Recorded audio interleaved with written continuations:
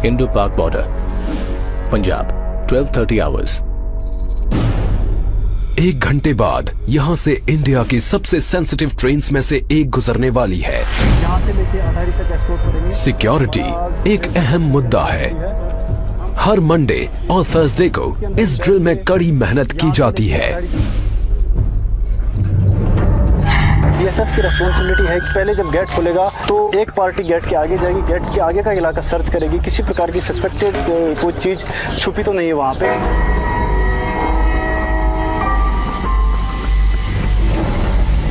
जो ट्रेन पाकिस्तान से आएगी उसको जीरो लाइन से एस्कॉर्ट करके यहाँ पे अटारी स्टेशन से पहले जीआरपी की पोस्ट पड़ती है, उनको हैंडओवर करके वापस आना।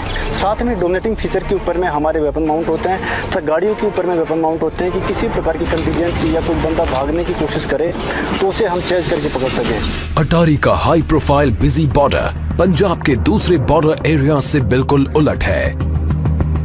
इसकी उपजाऊ जमीन की वजह से पंजाब को इंडिया की ब्रेड बास्केट भी कहा जाता है।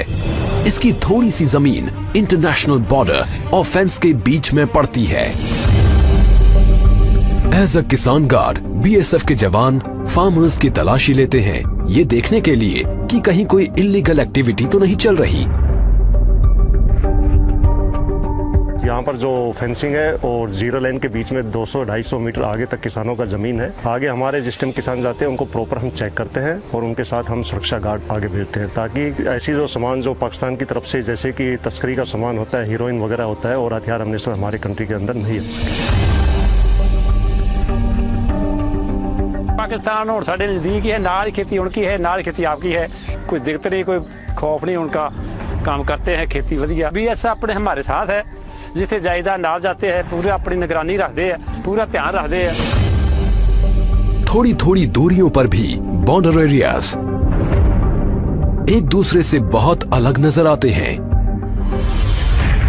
बॉर्डर के कुछ हिस्सों में सीजनली पानी भर जाता है, जिससे सिंपल पेट्रोलिंग भी मुश्किल हो जाती है। जवान अपनी पेट्रोलिंग ड्यूटीज घुटने तक के रबर बूट्स पहनकर करते हैं। जब बरसात वगैरह ज़्यादा होती है या भागड़ा नांगल बांध का पानी छोड़ा जाता है तो यहाँ पर इस एरिया में भी, हमारे बॉर्डर एरिया में भी 5-5 फीट तक पानी भर जाता है। कैसा भी सीजन हो, चाहे गर्मी हो, तूफान हो, पानी हो, कुछ भी हो, उसमें भी ये पेट्रोलिंग जारी रहती है। लेकिन इस बॉर्डर से साउथ में और आगे है एक ऐसा इलाका जो कहीं ज्यादा चैलेंजिंग है। यहाँ दूर दूर तक कुछ दिखाई नहीं देता, फिर भी साल के ज्यादातर समय खारे पानी से ढकी रहने वाली इस बंजर जमीन की बराबर चौकसी की जाती है। ये है ग्रेट रन ऑफ कच्छ, दुनिया के सबसे बड़े सॉल्ट डेजर्ट्स में से एक। ये है वेस्टर्न टर्मिनस, पिलर 1175, इंडिया और पाकिस्तान के बीच आखिरी बाउंड्री पिलर। इससे आगे है क्रीक्स, स्ट्रीम्स और वाटरवेज का नेटवर्क जो अरेबियन सी में मिल जाता है। और ये है सर क्रीक, इंडिया और पाकिस्तान के बीच डिस्प्यूटेड खाड़ी।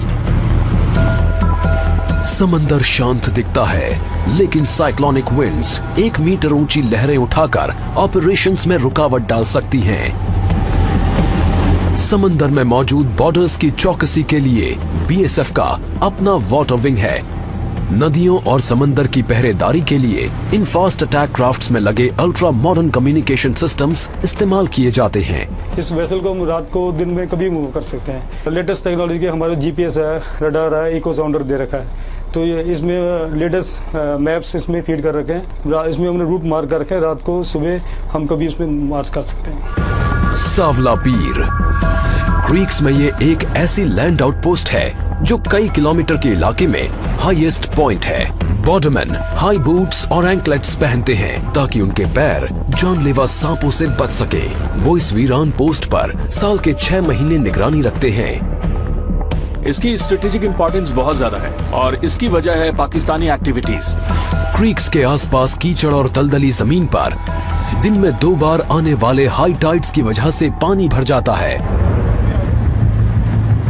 इस जियोग्राफिकल चैलेंज को कंट्रोल करने के लिए स्पेशल स्किल्स की जरूरत होती है और ये क्रीक क्रोकोडाइल कमांडोज पानी और दलदल दोनों में काम को बखूबी अंजाम देते हैं। क्रीक्स में आने के तमाम रास्तों से घुसपैठ का खतरा बना रहता है। पड़ोसी की पकड़ी गई ये बोट्स इलाके की स्ट्रेटेजिक इंपॉर्टेंस की तरफ इशारा करती हैं। ऐसा इलाका जहां बॉर्डरमैन का इम्तिहान उस पार बैठा दुश्मन ही नहीं, यहां की जमीन भी लेती है।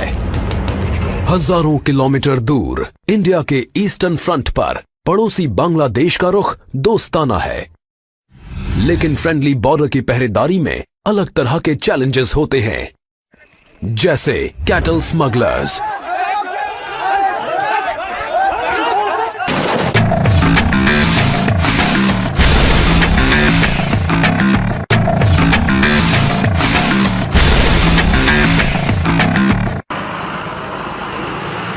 बांग्लादेश से सटा इंडिया का आड़ा तिरछा बॉर्डर 4000 किलोमीटर से ज्यादा लंबा है। इसे रेड क्लिफ लाइन भी कहते हैं। ये न्यूयॉर्क और लॉस एंजलिस के बीच के फासले से भी लंबा है। त्रिपुरा इंडिया का ये तीसरा सबसे छोटा स्टेट 3 तरफ से बांग्लादेश से घिरा हुआ है।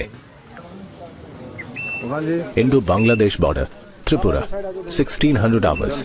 कई जगह तो घनी आबादी वाले गांव इंटरनेशनल बॉर्डर के बेहद नजदीक बसे हैं।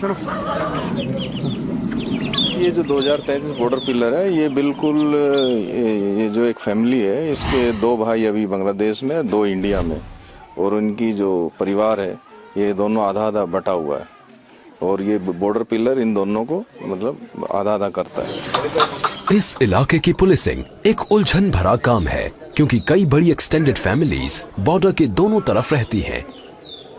हम लोग ऐसा कोई महसूस नहीं हुआ ये इंडिया है या बांग्लादेश है। हम लोगों का बहन भी वापस शादी हो रहा है, मेरा भाई भी वापस शादी हुआ है, मेरा काका भी उधर की शादी करने वाला है, मेरा नाना का घर भी उधर ही है। लेकिन आबादी से दूर घनी हरियाली से ढकी त्रिपुरा की लो हिल्स मुसीबत पैदा करती हैं। बॉर्डरमैन को यहाँ मस्कीटो नेट फेस मास्क पहनकर चौकसी करनी पड़ती है, क्योंकि इस इलाके में है दुनिया का deadliest malaria parasite Plasmodium falciparum.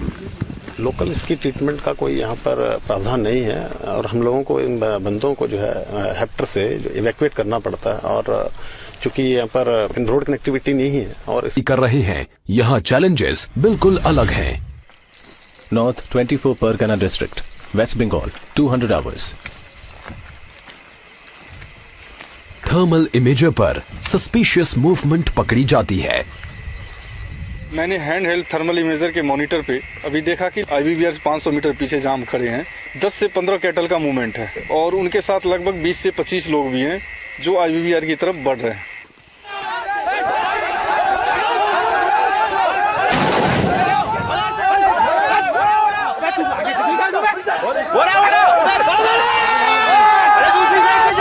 पीछा किया और पकड़ लिया।